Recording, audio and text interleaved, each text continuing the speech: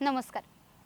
Art circle Ratnagiri प्रस्तुत 30-3 वाचन वसा यामध्ये मी संचिता सुहास जोशी आपणा सर्वांचं मनापासून स्वागत करते. शिल्पाताई कांबळे यांच्या 9:40ची लोकल या पुस्तकातून आज आपण दोघी या कथेचं वाचन करणार आहोत. पण आपल्या वाचनाला सुरुवात करण्यापूर्वी सतीश आळेकर यांनी काही कौतुकाचे शब्द लिहिले. या काही सरळ चालींच्या कथा नाहीयेत. यात सुफळ संपूर्ण होणारी राजा राणीची गोष्ट नाही. आर्थिक उदारीकरणानंतरच्या सामाजिक आणि राजकीय घुसळणीमधून आलेल्या या नागमोडी वळणाच्या पण अत्यंत वाचनीय अशा कथा आहेत. वास्तव आणि अद्भुताचे मनोरंजक खेळ करत या कथा वाचकाला खेळवून ठेवतात. या कथांची नजर आणि त्यातील अंतस्तर यामध्ये निश्चित असे सामाजिक भान आणि ठाम अशी राजकीय भूमिका आहे. नीट डोकावून बघितलं तर हा कथाऐवज म्हणजे आंबेडकरी विचारांच्या साहित्य चळवळीचा पोस्ट मॉडर्न धागा आहे. शिल्पा कांबळे यांच्या निळ्या डोळ्यांची मुलगी या पहिल्याच कादंबरीनं उंचावलेल्या अपेक्षा या कथा अधिक जास्त उंचीवर नेतील यात काही शंका नाही. दोघी हे जे दिसतं ना ते आहे परांजपे गार्डन, जे 5 वर्षापासून असं ओसाड पडलेलं आहे. मुंबईतलं असूनही अजिबात गजबजलेलं नाही. आता काय आहे, या उद्यानाच्या मालकीवरून सध्या सोसायटीचे लोक आणि महानगरपालिका यांच्यात कोर्ट केस सुरू आहेत. त्यामुळे गार्डनच्या दोन्ही गेटना भलं मोठं कुलूप आणि शिवाय रात्री 1 दिवसा 1 वॉचमन अशी चोख व्यवस्था केलेली आहे. तरीही या व्यवस्थेला न जुमानता इथे किडे, मुंगी, मांजरे आणि कुत्री, त्याच्या मागोमाग उंदीर, उडणारे पक्षी हे या गार्डनमध्ये येत जात राहतात. आणि तिथेच त्या दोघींची भेट झाली. आता त्या दोघी म्हणजे आपली लेखिका आणि ती. दुपारचे 4 वाजून गेलेले असताना आपली लेखिका तिथे दुसऱ्यांदा आली. तेव्हा तिच्या आधीच ती नेहमीप्रमाणे येऊन बसली होती. लेखिका मध्यमवयीन तरुणी होती. तिच्या नेहमीच्या स्टाईलने केस डाय केले होते, साडी नेसली होती, कपाळावर ठसठशीत लाल रंगाची टिकली लावली होती. काल तिने तिच्या गोव्याच्या मैत्रिणीने भेट दिलेला स्कर्ट घातला होता. उद्या ती परत स्टार्च केलेली मिसमॅच असणारी साडी नेसणार होती. परवा घालण्याचा कुर्ता तिनं सकाळीच इस्त्रीसाठी पाठवला होता. तेरवा पुरे पुरे म्हणजे पुरे. तर आजही आपली लेखिका खूप छान आणि खुसखुशीत दिसत आहे आणि तिच्याबद्दल एवढा विचार पुरेसा आहे. तर आता माझी नाही म्हणजे आपली लेखिका अस्वस्थ होऊन येरझाऱ्या घालू लागली आहे. वारंवार तिचं लक्ष घड्याळाकडे जातंय. ते पहा, तिनं मनगटावरील घड्याळाच्या वेळेशी मोबाईलवरील वेळ मिळून पाहिली.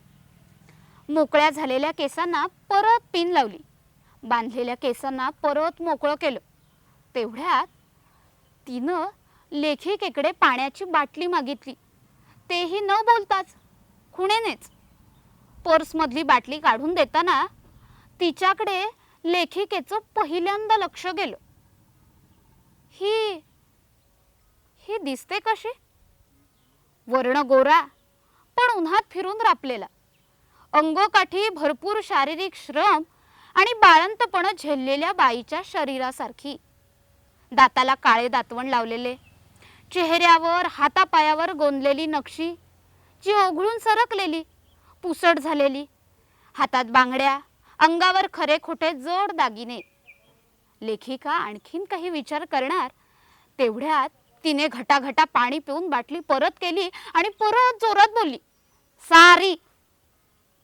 का नाही, पाणी तोंड लावून पिले ना? जाऊ द्या, मी नाही मानत ते. हे घेणार काय? अहो काय बी घ्या, काजळ घ्या, पावडर घ्या, पिना घ्या, चाप घ्या, छे, मी नाही वापरत ते. का? हलकं वाटतंय, मालमधलं चालतंय. आपल्या लेखिकेला ती थोडी आगाऊ आणि उद्धटच वाटली. तिच्या एका कथेतील सखी या नावाच्या पात्रासारखी. त्या लेखिकेला वाटलं आपलं पात्र हिच्या रंगरूपासारखं चितारायला हवं होतं. अहो पण हेच तर आपलं अपयश आहे ना. आपण ज्या वर्गाचे किंवा वर्णाचे नाहीत त्यांच्या आपण कथा लिहितो आणि त्यामुळे तपशिलात कमी पडतो. पण असो, पात्राचा तर आत्मा आपण हुबेहूब पकडतो ना, आणि तेच तर जास्त महत्त्वाचं आहे. शेवटी सगळी माणसं इथून तिथून सारखीच. तिनं परत वेळ बघितली. 4 वाजून गेलेत. कालही पुरेपूर 1 तास वाट पाहिली आहे तिनं, पण कमला काही आली नव्हती. आज मात्र कन्फर्म ये. अहो कमिटमेंट दिली आहे ना. नाही येणार ती. कोण? तीच जिची काल धरणं वाट बघताया ती बया. अहो बया नाहीये ती, मुलगी आहे ती. हा हा, आजची मुलगी उद्याची बया, आजची बया कालची मुलगी. तर या वाट बघणाऱ्या लेखिकेचं नाव आहे कल्पना के. पण लेखिका के के या टोपण नावानेच लिखाण करते. बरं, मराठी साहित्य वर्तुळाचा परीघ इतका लहान आहे की के के म्हणजे कोण हे सर्व साहित्य रसिकांना, समीक्षकांना आणि अभ्यासकांना सगळ्यांना माहिती आहे. तर के केनं विचार केला की या गार्डनच्या घसरगुंडी समोरच्या दगडी बेंचवर पाय वर घेऊन फतकल मारून बसलेली ही बया आपल्या कथेतल्या सखीसारखीच मनकवडी आहे का? तिला कसं कळलं की आपल्याला भेटायला कमला येणार आहे? पण ती कुठे म्हणाली की कमला भेटायला येणार आहे म्हणून? ती फक्त म्हणतीये. कुणाची कशाला वाट पाहायची? के के उसासा टाकत म्हणाली, करावं लागतं. सत्य माहीत करायचं असेल तर एवढा वेळ काढावाच लागतो. अहो काय करायचंय माहीत करून? अरे वा, असं कसं होईल? माहीतच केलं नाही तर लिहिता कसं येईल? लेखिकेनं सत्यापासून पळून जाता कामा नये. अहो पळाल्या तर धरून ठेवायच्या. थांबा जरा. केकेनं ऐकलंच नाही. तिनं परत एकदा कमलाचा नंबर फिरवला. फोन स्विच ऑफ आला. कमला बस्तरच्या जंगलातील मानवी हक्क चळवळीशी जोडलेली स्थानिक रहिवासी. जल, जंगल, जमिनीच्या लढाईतील एक महत्त्वाचं नाव. 2दा पोलिसांकडून खंडणीच्या गुन्ह्यांमध्ये अटक. कोठडीमध्ये शारीरिक आणि लैंगिक अत्याचार. गेल्या वर्षी अज्ञात माणसांकडून पेट्रोल फेकून जिवंत जाळण्याचा प्रयत्न. पण ही सगळी विकिपीडियावरची माहिती. किती खरी, किती खोटी, कोण जाणे. पण आज जर का कमला आली असती तर तिची मुलाखत घेता आली असती. सत्य जाणता आलं असतं. आपली हाबडे कालच्या सारखीच वाया जाणार बहुधा. पण अजून थोडा वेळ थांबायला पाहिजे. लेखिकेनं सत्यापासून पळून जाता कामा नये. इतक्यात तिने म्हणजे केकेच्या सखीने एक छोटा अणकुचीदार दातांचा कंगवा आपल्या केकेच्या हातात कोंबला. 10 रुपये. मला नको. आता घ्या. तुम्हीच बोलला ना, लिकावा पळून जातात.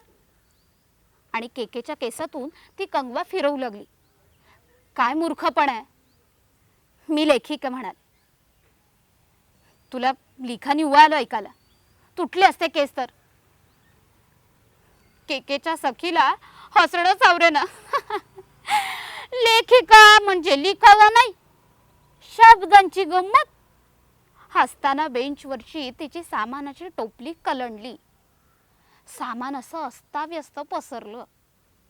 अहो सामान तरी काय, बाळाचं करगुट, वाळा, काजळ, बिप्पा. अहो सामान तरी काय, बाळाचं करगुट, वाळा, काजळ, बिब्बा, दुपटी कागदात गुंडाळलेलं जावळ नि असेच विज्ञानाने अशास्त्रीय ठरवलेलं. केकेला पण हसायला आलं. त्यांना हसताना पाहून रस्त्यावरच्या एका केळी विकणाऱ्या भैयाला सुद्धा हसायला आलं.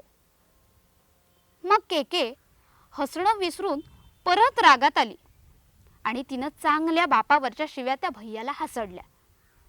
तेव्हा लगेच तो लाज वाटून की घाबरून पळूनच गेला. आणि मग परत केके गंभीर झाली व तिने 3 केस असणाऱ्या बुवाची गोष्ट सखीला रचवून सांगितली. अशा गमती जमतीत अर्धा तास गेला तरी अजून कमला काही आली नव्हती. परत केकेला ती म्हणाली, अगं 5 रुपये देते, घे की. मला नको ग. नाही, तल्लफ आलीया. कसली? सिगरेटची. सखी, आय लव्ह यू. आणि तिनं नोट काढूनही दिली. येताना ती नुसतीच सिगरेट नाही, त्या गार्डनच्या नळावरून पाण्याची बाटली भरून घेऊन आली. तिला लष्करातील जवानासारखं पाय टाकताना पाहून केकेला ती भयंकर भारदस्त वाटली. तेव्हाच तिच्याबरोबर खुल्लेआम सिगरेट पिताना केकेने तिला स्वतःबद्दलची खरी माहिती सांगितली की रायटर म्हणून आपण चोर आहोत आणि प्रसिद्धीसाठी एखाद्या बी ग्रेड हिरोईनपेक्षा हपापलेले आहोत. आपलं पुस्तक कमी लोक वाचतात यापेक्षा जास्त खंत आपल्या स्टेटसला कमी लाईक आल्यावर येतात. हे सत्य कडू असलं तरीही खरंच आहे. केकेचा हा पश्चाताप बघून तिलाही स्वतःबद्दल खरं सांगण्याची मानवी भावना तिला झाली आणि ती स्वतःविषयी सांगणार इतक्यात कमला गार्डनच्या गेटवरून उडी मारून त्यांच्यासमोर वेषांतर केलेल्या जग्गा जासूसासारखी अवतरली. ओ सॉरी, वेळ झाला. मी कमला. खरी नाही ती. सखी, जरा गप्प बस तिकडे. अहो सखी नाही, सटवी नाव आहे माझं. पण माझं नाव कमलाच. हा, पण तेंडुलकरांची कमला. तुम्ही तेंडुलकरांच्या नाटकावर PhD केली आहे म्हणून आले. तू आदिवासी नाहीयेस? आहे तर मग मग काय, क्रांतिकारक, सोशल ॲक्टिव्हिस्ट वगैरे वगैरे. हाक लावून टाक तिला, तुझ्या टायमाची खोटी करणार ती. सखी, गप्प बस. अहो कधी धरणं सखी सखी चालले. मी सखी नाही, सटवी. कोण सटवी? मी भविष्य लिवते लेकराचं, ती सटवी. Fortune teller? चांगले 2 दिवस झाले पण केके परांजपे गार्डनकडे फिरकलीच नाही. ठीक आहे, हे गार्डन तिच्या कॉलेजपासून किंवा घरापासून काही फार जवळ नाहीये. पण निवांत कुणाशी बोलायचं असेल तर केके सब्जेक्टला इथे बोलावते. घरामध्ये मुलाचा अभ्यास चाललेला असल्याने सब्जेक्टशी निवांत बोलण्यासाठी लेखिकेला ही जागा सोयीची वाटत असे. सटवी मात्र 10-12 दिवसांपासून इथेच मुक्काम करून बसलेली आहे. तशी पूर्वीही इथे अधूनमधून यायची, पण काम सुटल्यापासून तिने इथेच आपले बस्तान बसवलेलं आहे. तर सटवीचं काम काय आहे म्हणजे अर्धे लोक याच्यावर विश्वास ठेवणार नाहीत, पण सटवी माणसाचं भविष्य लिहिण्याचं काम करते. म्हणजे बाळ जन्माला आलं की सटवी 5व्या दिवशी बाळंतिणीच्या घरी जाते आणि त्याचे पुढच्या आयुष्याचे भविष्य त्याच्या कपाळावर लिहून काढते. हे काम धर्माचं, पण त्याच्यावर माणसाचं कर्म ठरलेलं. सटवी युगानुयुग हे काम करते. पण आता तिच्यानं होईना. सारखं आपलं तेच तेच तेच लिहायचं. हा शेतकरी, तो गुराखी, तो कामगार, तो कंपनीवाला, तो मंत्री, तो संत्री, देव सांगेल ते लिहायचं. सटवीनं मग कंटाळून दिलं ते काम सोडून. पण काम सोडल्याबरोबर कामाबरोबर मिळणारे फायदे सुद्धा बंद. राहायची जागा गेली, हक्काचा शिधा मिळायचा महिन्याला तोही बंद झाला. देवांची तिच्यावर नाराजी झाली होती ना, तर मग आता तिने इथेच या परांजपे गार्डनमध्ये आपलं बस्तान बसवले. आताही ती या गार्डनच्या त्या कोपऱ्यावरच्या नळावर आंघोळीला गेलेली आहे. 5 लिटर पाण्याचे 4 गॅलन घेऊन अंग वगैरे साबणानेच खसा धुवून काढतीये. ओली साडी अंगावर ठेवून सुकी साडी नीट निऱ्या घालून नेसतीये. आता म्हाताऱ्या बाईला कसली आली आहे लाजबीज. पण हे सटवीला वाटतंय, केकेला नाही. सखी, तुला आडोशाला जायला काय झालं? हा, मला नाही लाजबीज वाटत मर्दाची. सखी, तुझं लग्न झालं नाहीये? पोरं झाली मला, पण नवरा नाही केला मी. सहजीवनाशिवाय एकटेपणा नाही वाटला तुला? व्रत लय कडक आहे माझं, गडी माणसाला नाही झेपत ते. 8 दिवसांनी आलीस तू, मला वाटलं विसरली. नाही विसरले. त्या दिवशी वॉचमन आला आणि निघावं लागलं.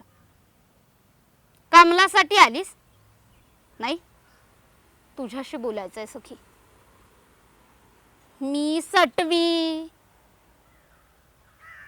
तुला वाटतं मी खरंच विश्वास ठेवू तुझ्या या थापेवर? तू तू थापाडी. तू मी तुझ्यासारखी इरॅशनल नाहीये.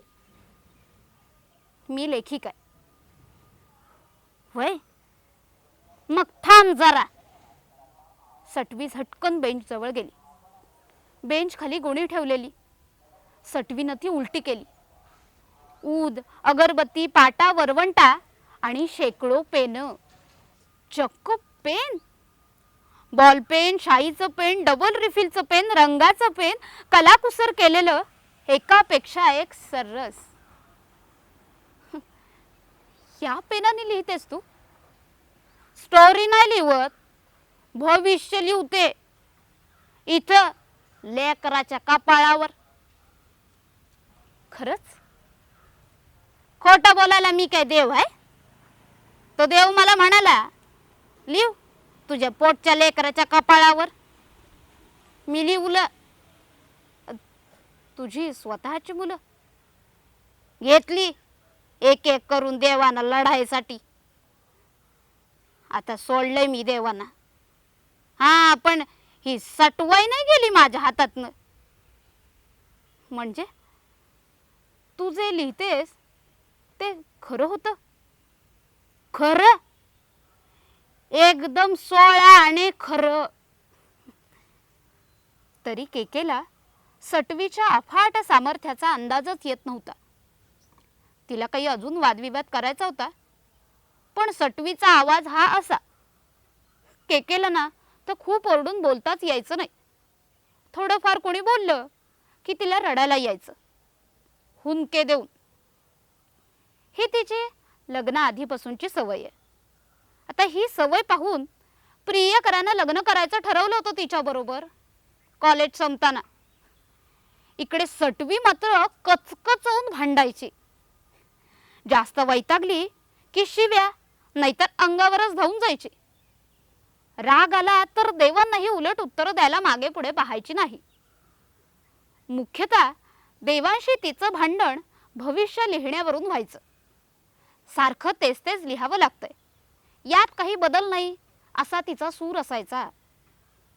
म्हणजे केकेला तिच्या कामातला एकसुरीपणा समजावून सांगताना ती म्हणाली, आता बामणाच्या मुलाचं भविष्य लिहायचं तर ते त्याच्या बापाचं असल, ते त्याच्या थोडं पुढे न्यायचं. म्हणजे काय ते सविस्तर सांग ना. म्हणजे बापाचं मी लिवलं मास्तर, तर पोरगा होणार ना प्रोफेसर. नाही समजलं? थांब आता. जर बाप जडीबुटीचा डॉक्टर, तर मुलगा होणार ना इंजेक्शनचा डॉक्टर. समजलं? नाही समजलं तर छोड, तुला समजूनच घ्यायचं नसल. अगं असं कसं म्हणतेस? आता कर्तृत्वानं भविष्य घडतं, तुझ्या लिहिण्यानं नाही. तेवढ्यात केकेनं विचार केला की हिच्याबरोबर राहून आपली भाषा अशुद्ध होते की काय. जितकी शिकली तितकी हुकली तुम्ही माणसं. तर माझं म्हणणं असायचं देवाला की कशाला डबल काम लावता. तर सटवीचं म्हणणं असं होतं की देव तिला इनोव्हेटिव्ह काम करून द्यायचे नाही. म्हणजे जर भंग्याचा मुलगा 12वी पास होणार असला तरी देव सटवीला त्याला ऑफिसर बनवू द्यायचं नाही. म्हणजे कॉन्ट्रॅक्ट लेबर वगैरे चालवून घ्यायचंय. पण जास्त बदल देवाला नको असायचा. मग सटवीची आणि देवांची धुसफूस चालू व्हायची. म्हणजे सटवी म्हणायची की तुम्ही महालाच बसता, जगात काय बदल चाललेत याची तुम्हाला काही जाणीव नाही. तर देव तिला मंद स्मित देऊन म्हणायचे, कलियुग आलंय, पण युगानुयुग बसवलेली ही घडी मी लगेच अशी बदलवू कशी. सटवी कधी त्यांना नमस्कार करायची तर कधी करायचीच नाही. तर देव कधी तिला आशीर्वाद द्यायचे तर कधी द्यायचे नाहीत. तर आता सटवी काय सांगू पाहते हे जर केकेच्या लक्षात येत नसेल तर पुढे कधीतरी ते तिच्या लक्षात येईल याची काही खात्री नाही. तर केके गार्डनमध्ये इकडे तिकडे पाहत तिच्या बोलण्याला हाफ सिरियसली घेत म्हणाली, ही बघ पुडी, तुला खायचाय का हा माल? खरं तर सटवीला माणसांप्रमाणेच भूक लागली होती. काही दिवसांपासून नुसता पार्ले बिस्किट आणि चहा पिऊन तिच्या तोंडाची पार चवच गेली होती. तर सटवीने ती पुडी घेतली व अधाशासारखी तोंडात टाकली आणि लगेच दुप्पट वेगाने ती तोंडातून थुकली. हा काय या दिलंस? बेकार झालं तोंड. हा हा गांजा होता. शी, ही काय चव आहे? घाण. तू नेहमी घेतेस? नाही, दोनदा घेतला. कसा लागला तुला? हे पोराची संडास धुतली नाही 2 दिवस तसा. शी, काय ही कल्पना? कुठून आणली ही घाण? कॉलेजच्या मुलाकडे सापडला. म्हटलं दे जरा जरा बघू तरी काय नशा आहे. पण कमलाचं काय झालं असेल ग? कमलाचं काय झालं असेल ग असं केकेनं म्हणताच एकदम हवेतून अवतरल्यासारखी साक्षात कमला त्यांच्या समोर अवतरली. कमला, विस्कटलेले केस, पंजाबी ड्रेस एकदम ढगळ, ओढणी डोक्याला गुंडाळलेली, पाठीवर मोठी सॅक, त्यातून लटकलेली लॅपटॉपच्या चार्जरची वायर, पायात एकदम कॅनव्हासचे बूट व मेकअप एकदम शून्य. तुम आई नहीं उस दिन? ये कौन? कितना वेट किया 4 घंटे, तुम क्यों नहीं आई? होऊंगा ही नहीं, मैं सुबह 4 बजे पहुंच गई थी. केकेच्या लक्षात सगळा गोंधळ आला. कमला संध्याकाळला सकाळ समजली किंवा केके सकाळला संध्याकाळ समजली असेल. पण मिस्टेक ती मिस्टेक. तर आता केकेने कमलाला बेंचवर सटवी व स्वतःच्या मध्ये सन्मानानं बसवलं. मोबाईलचा हेडफोन तिच्या हातात दिला. तिला कमलाची मुलाखत घ्यायची होती. कमला मात्र घाईघाईत बोलत होती आणि तिला बोलताना धाप लागली होती. केकेला जमत नव्हतं म्हणून कमलाने मोबाईलचा व्हॉल्यूम तिला सेट करून दिला. हे सगळं चालू असताना जवळ असूनही सटवी तिच्याकडे जराही लक्ष देत नव्हती. सटवीचं हेच दुर्लक्ष केकेच्या पथ्यावर पडलं. तिनं आपल्या जवळचे लाडू कमलाच्या हातात देण्यासाठी काढले. लाडू घेताना कमलाचं लक्ष गार्डन बाहेरच्या केळी विकणाऱ्या भैयाकडे गेलं. मग जल्दीनं भैयानं आपली गाडी दुसरीकडे ढकलण्यास सुरुवात केली. या गडबडीत तिळगुळाचा लाडू खाली पडला व तोच उचलण्यासाठी जेव्हा कमला खाली वाकली तेव्हा केकेला तिच्या गळ्याच्या खाली आणि छातीच्या वर ती भयंकर जखम दिसली व ती पाहून केके जवळ किंचाळलीच. सुखी है अभी और भरेगी भी नहीं कभी. क्या लगा था? दुश्मन ने किया है 1 साल पहले. अब जला है क्या? अब एंटीसेप्टिक लगाना चाहिए. मैं रोज इसे सेफ्टी पिन से कुरेदती हूँ. सूख जाएगी तो याद कैसे रखूंगी? क्या क्या याद रखना है? सब कुछ. पहले बार अंदर पत्थर डाला ना वो बात, फिर घुमा के मुते मेरे मुंह में वो बात, फिर सिगरेट से जलाया ना इधर वो बात. लेकिन पता है सबसे ज्यादा याद क्या रखना है? कि जब मैं रो रही थी ना तो वो सारे हंस रहे थे, वो बात. बस तब से मैंने सोचा लाइफ में कभी रोऊंगी नहीं मैं. आता मात्र सटवीला राहवलं नाहीये. सांगितलं होतं मी देवाला हिचं नशीब नको लिवायला, पण तो देव आम्ही चाकर, कोण कशाला आमचं ऐकल. माझ्या पोरासाठी ऐकलं नाही तर काय हिच्यासाठी ऐकल. लय हाल लिवले तिच्या कपाळावर. हिच्या काय, हिच्या आई बापाच्या, हिच्या पंजाच्या पण आणि हिच्या खापरपंजीला. म्हणजे खापरपंजीला कमी तरस होता हिच्या परीस. म्हणजे तिची 2 लेकरं आजारी पडून मेली पण तेवढंच. पण हिला लय त्रास. आता कान बघ कसा कापलाय तिचा.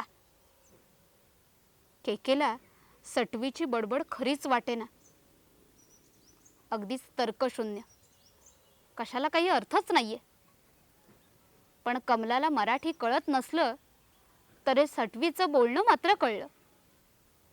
कारण तिला तिच्या बोलण्यातला केवळ कान हा एकच शब्द कळला होता व तिनं आतापर्यंत डोक्याला बांधून घेतलेली ओढणी सर्रकन खाली ओढली तेव्हा तो बेल्टने कारागिरी करून कोरून काढलेला, रक्त सुकत असलं तरी रक्ताळलेला कान केकेला दिसला व ते पाहून तेव्हा तो बेल्टने कारागिरी करून कोरून काढलेला, रक्त सुकलं असलं तरी रक्ताळलेला कान केकेला दिसला व ते पाहून ती चक्कर येऊन खाली कोसळली. तेव्हा पटकन काही हाताला लागेना म्हणून सटवीनं मघाशी दिलेला तो गांजाच केकेच्या नाकाला चोळला व त्यानंतर थोड्या वेळाने केकेला शुद्ध आली. पण ती काहीही बोलण्याच्या परिस्थितीत नव्हती. मी कमला, तेंडुलकरांच्या नाटकातील एक जिवंत आणि प्रसिद्ध व्यक्तिरेखा. आत्ताच मी इथून हुबेहूब माझ्यासारख्या दिसणाऱ्या एका बाईला लपून छपून जाताना पाहिलं. अंगावर मळकट पंजाबी ड्रेस, पायात स्पोर्ट शूज. पण कशाला आली असेल ती या परांजपे उद्यानात? खरं तर कोण काय करतं, कसं दिसतं, कुणाला भेटत आहे याच्याशी मला काही कर्तव्य नाहीये. कारण मी एका सिद्धस्थ लेखकाकडून काटेकोरपणे लिहिली गेलेली बांधीव व्यक्तिरेखा आहे. संवाद काटेकोरपणे म्हणणं, कथानकाला पुढे सरकवणं, पात्रांमध्ये संघर्ष निर्माण करणं हे माझं जीवित कर्तव्य. तर मी अशी महान लेखकाची मानसकन्या. गेले कित्येक महिने आदरणीय केके यांना भेटण्याचा प्रयत्न करते. खरं तर ते आज हयात असते तर असा अस्तित्वाचा प्रश्न मला कधी पडलाच नसता. तर हे नाटक पहा. नाटक म्हणजे जुन्या मराठी नाटकातील कमला नावाचे अतिशय गाजलेलं पात्र. हे पात्र साहित्याच्या अभ्यासिका केके बाईंना भेटण्यासाठी तळमळतंय. तो त्या कमलाच्या हातात दिसतो ना, त्या कागदावर त्यांनी काही प्रश्न लिहून ठेवले. आता केकेंना उत्तरपत्रिका तपासायची सवय आहे, पण आता ही प्रश्नपत्रिका त्या कशा सोडवणार आहेत ते आपण बघूया. 1. माझे जैविक आई वडील कोण आहेत? मला जसं दाखवलंय तशी मी प्रत्यक्षात होते का? आणि त्यांचं माझ्यावर त्यांच्या खऱ्या मुलीसारखंच प्रेम होतं का? कमलाचे हे प्रश्न तुम्हा आम्हा लोकांना बालिश वाटू शकतील, पण ते चुकीचे तर नाही आहेत ना. एकतर नाटकातील पात्र जिवंत होतं, त्याला स्वतःच्या अस्तित्वाचे प्रश्न पडतात, त्या प्रश्नांची उत्तरं शोधण्यासाठी ते हैराण होतं. या घटनेवर एक प्रायोगिक नाटक मात्र उभं राहू शकतं. पण इथे केकेचा रोल महत्वाचा आहे. केकेचे नुकतेच अवघड बाळंतपण पार पडलेलं आहे. फसलात ना? अहो फसलात म्हणजे काय? पुरते फसलेले आहात. अहो बाळंतपण म्हणजे PhD. तर PhDच्या विषयामुळे तिला तेंडुलकरांच्या नाटकाचा सखोल अभ्यास करावा लागला. तर त्या अभ्यासातून तिला जे जाणवलं ते ती कमलासमोर कबूल कशी करणार? तर कबूल न केल्यामुळं केकेला असा काही सडकून ताप भरलाय. चांगले 8 दिवस झाले त्या गोष्टीला. क्रोसिन या गोळीची महतीच काही मोठी. जरा ताप आल्यासारखं वाटलं, अंगात कणकण जाणवली, हात पाय थरथरू लागले, तर 1 किंवा 2 गोळ्यांमध्ये काम होतं. हा पण व्हायरल असेल ना तर मात्र गोष्ट वेगळी. हा केके अगदी मन लावून सटवीला सांगत होती, जणू कथेतील एका पात्राचं वर्णनच चालू होतं. त्रयस्थ आणि भावनाशून्य. सटवी आज बेंचवर न बसता खालीच बसली होती.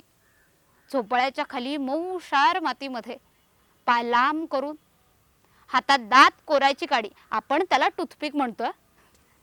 जवळ केकेचा डबा. आज केके मालपोवे घेऊन आली होती. स्वतः नव्हते केले, दुकानातून आणले होते. हा पण आणले होते हे जास्त महत्वाचं. केके या 2 पिल्लांना पा, त्यांचं काय ग भविष्य? सटवे अगं ती मांजराची पिल्ल, आपण माणसाची. बघ आता हेच मी देवाला म्हटलं की जित्राबाचं भविष्य नसतं तर माणसाचं का लिवतो? तर लय भडकला देव. म्हणाला, आता म्हणाला काय? एक पावसाळा नुसता मूग धरून राहिल्यावानी गप राहिला. सटवे अगं मौन गते. पटलं नाही ना की गप्प राहायचं. पटलं नाही म्हणून नाही, आपलं खरं करायसाठी. उगाच का लोक माता टेकवती. तर ही देवांची सायकॉलॉजी सटवीनं ओळखली होती. सटवी तशी इमोशनल. ही जी कमला आहे ना, म्हणजे चळवळीत काम करणारी. तर आपण कन्फ्युजन नको म्हणून तिला कमला 1 म्हणूया. हिचं भविष्य लिहिताना एकदम सराईत असणाऱ्या सटवीचाही हात एकदम थरथरला. एका पोरीच्या नशिबी इतके हाल. सटवीनं देवाशी हुज्जत घातली. मला नाही जमणार म्हणाली. देवानं श्लोक म्हटले, प्रवचन दिलं, कथा सांगितली, पण सटवी हट्टी. नाही म्हणजे नाही. तेव्हापासून देवाच्या मर्जीतून सटवी उतरली आणि ही अशी इथे या परांजपे गार्डन मध्ये पोहोचली. सटवे मी कमलाला उत्तर दिलंच पाहिजे का? बोलायचं, गप बसून काय होत नसते तुझं. मग तिसऱ्या प्रश्नाचं उत्तर आधी देते. कोणताही दे, तुझं उत्तर चुकणारच. तेवढ्यात कमला म्हणजे कमला 2 गार्डन मध्ये पोहोचली. ही कमला 2 ची आणि केकेची प्रत्यक्षातली दुसरी भेट होती. कमला 2 तिचा वर्ण गोरापान, केस कुरळे आणि त्याच्या 2 वेण्या घातलेल्या, हातात जाड घड्याळ, सहावारी पातळ, लांब बाह्यांचं ब्लाऊज. आणखीन तपशिलात जायची गरज नाही. कमला 2ने सायकलवरून पहिली परांजपे गार्डनला फेरी मारली. नंतर सायकल बेंचच्या जवळच पार्क केली. मांजरीची दोन्ही पिल्लं तोपर्यंत तिकडे वळली आणि सायकलच्या टायरला काहीतरी खायची वस्तू समजून चावू लागली. तुमच्या घरी सोडावी लागली प्रश्नपत्रिका. तुमच्या मुलाच्या हातात दिली आहे कुरिअर कंपनीनं. चालेल ते. तुम्हाला उत्तरं हवी आहेत ना? ईश, अहो मला अहो जाऊ काय म्हणता? तुमचा हक्क मोठा. तुम्ही लेखिका, सर्जक.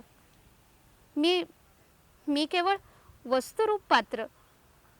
असं कसं? तू तेंडुलकरांच्या नाटकातील पात्र. तुला अगं कसं करायचं? मला वाटतं तेंडुलकरांचं तुझ्यावर अत्यंत प्रेम होतं. खरंच?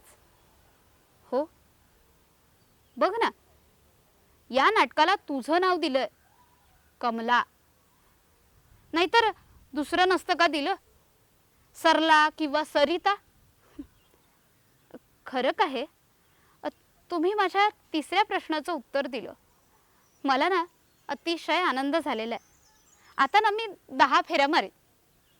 कमला 2 काहीतरी गवसल्याच्या उत्साहानं सायकल काढू लागली.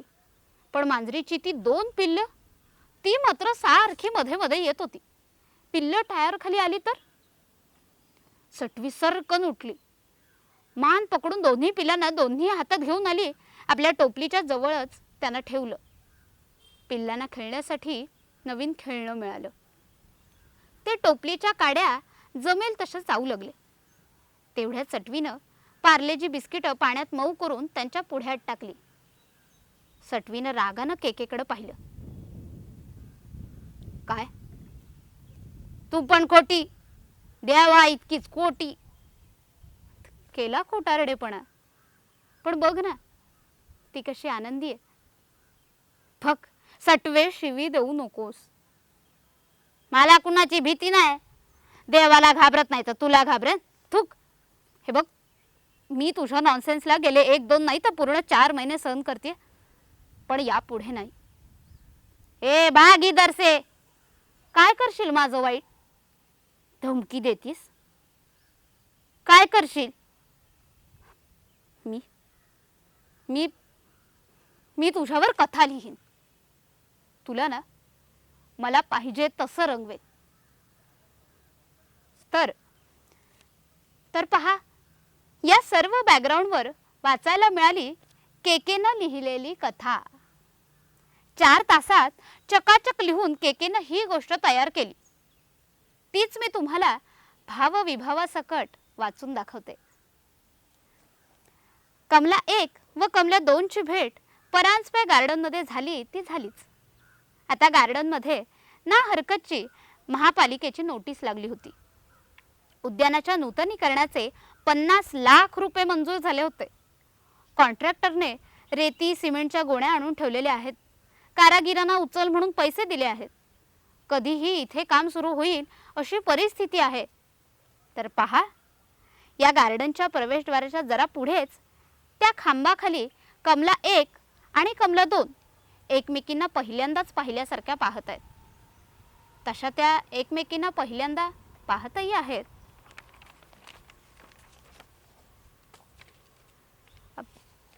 आनंद वाटला तुम्हाला भेटून. मुझे नहीं लगा कुछ.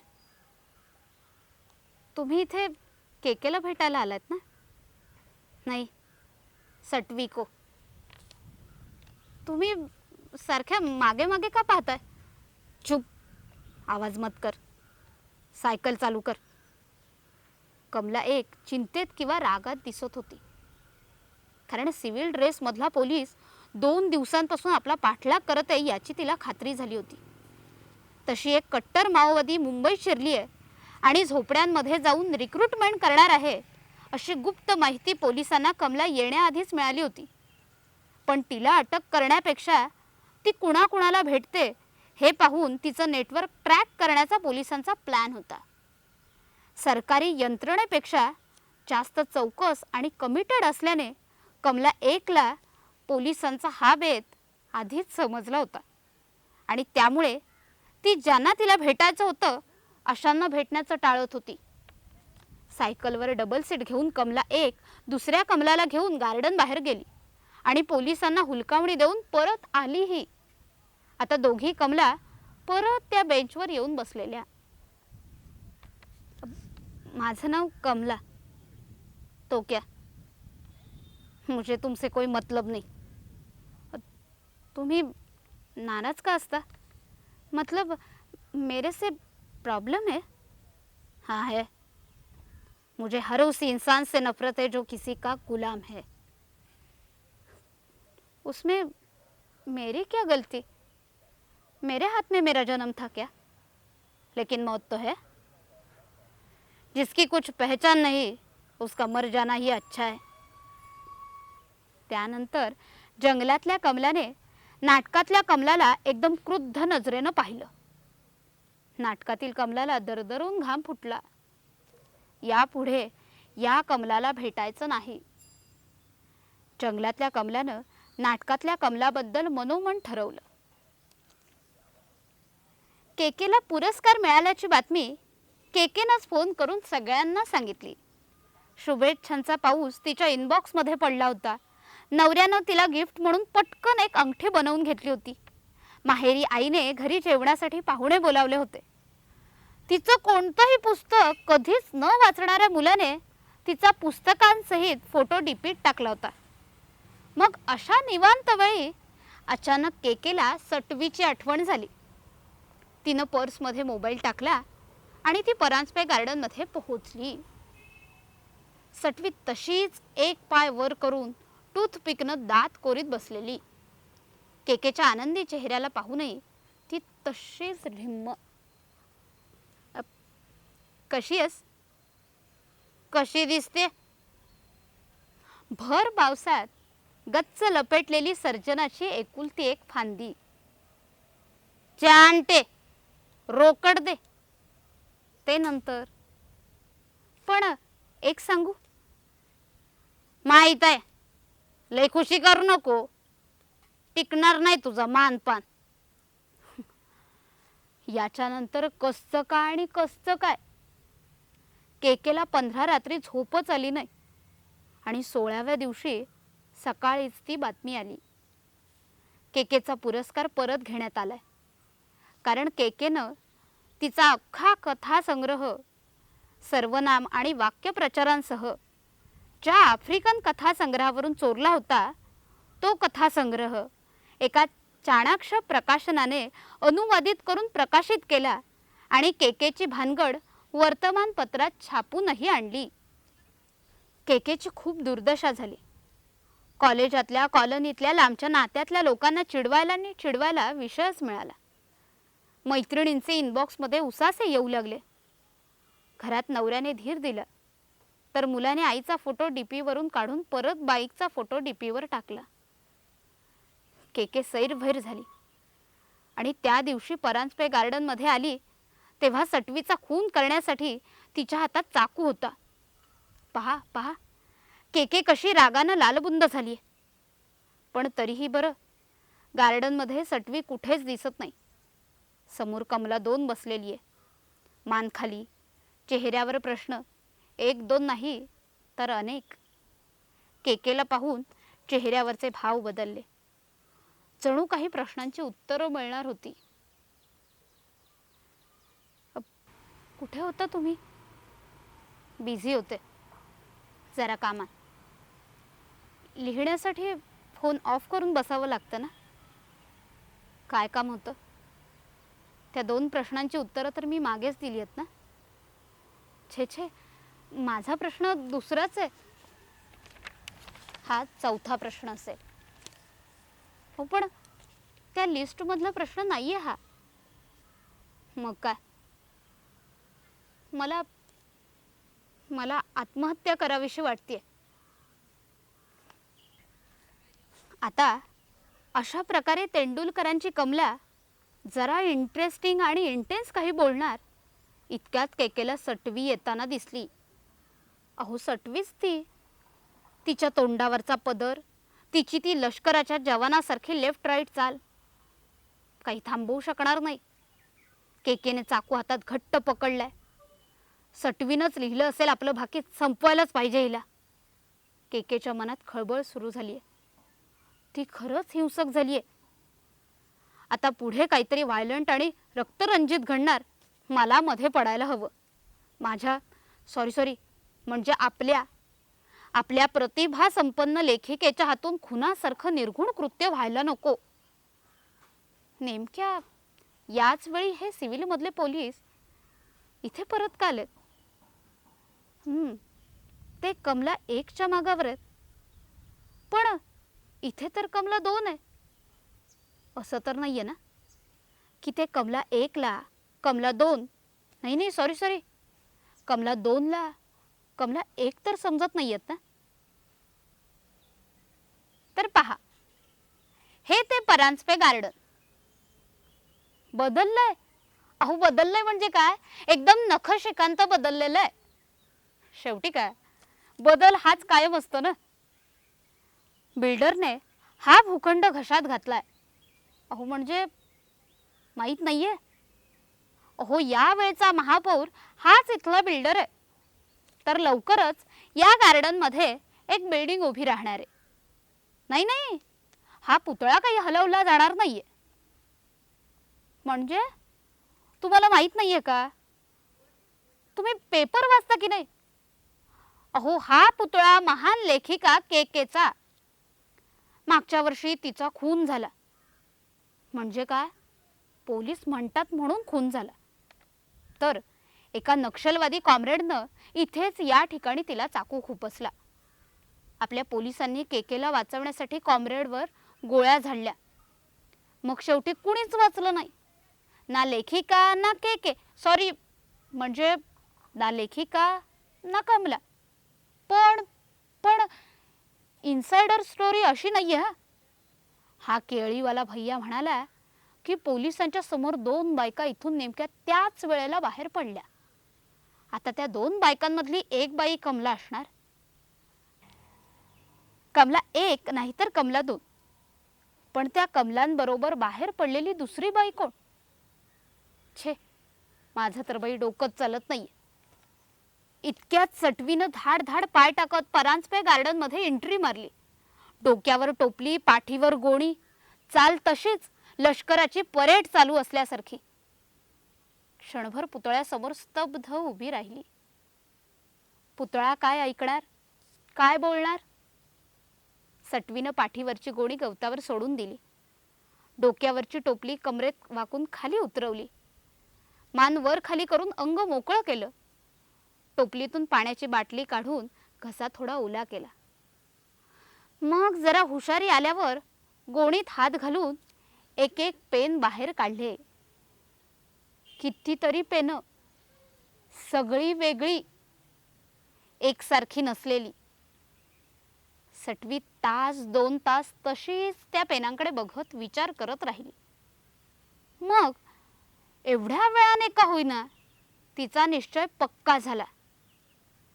जवळचा वरवंटा तिनं हातात घेतला आणि मनाचा हुकूम झाल्यासारखा तिनं फटाफट पेन तोडायला सुरुवात केली. 1 2 3 4 जितकी माणसं तितके घाव.